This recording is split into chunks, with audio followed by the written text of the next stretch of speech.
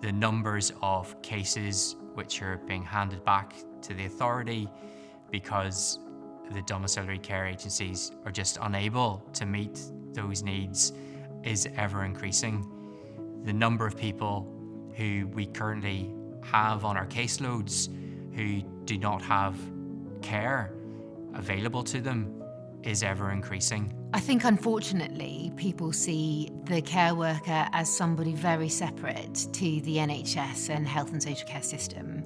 What a missed opportunity that is. They aren't on an equal playing field, they don't have the same pay, they don't have the same opportunities. And it's really difficult to attract people into that workforce because they can go and be a cleaner and be better paid. How does that show that workforce that we really value their contribution and we know they're making a difference?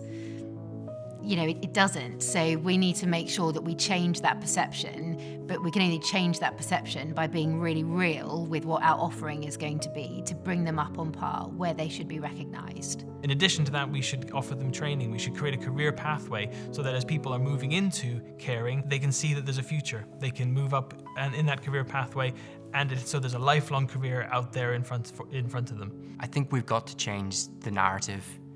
I think that there's too much focus on what we don't have and not enough focus on some of the really great things which are happening in our communities. If we had a maximally trained carer workforce, the impact to the health and social care system would be immense. Being able to prevent illnesses, coming into contact with the health and social care system at a point where they need admission, which is what we have at the moment. If we could pick up on those things early, get treatments in earlier, we'd prevent admissions, we would prevent the worse outcomes for patients, and we would keep people healthier and happier longer.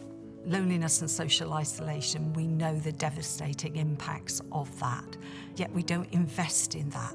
So investing in services that will better support people who are socially isolated or lonely at an earlier stage will make such a difference to their lives, and actually it will reduce the need for services from health and social care, because if we're better supporting them, better looking after them, they won't need those services, or there will be a reduced need for those services. We need to find a way to break this cycle of crises and short-term funding that doesn't give us a long-term solution. And now is the time, with such a great opportunity, to really back this agenda. If we're serious about getting ahead and making prevention count, we need to invest and be patient, but be persistent.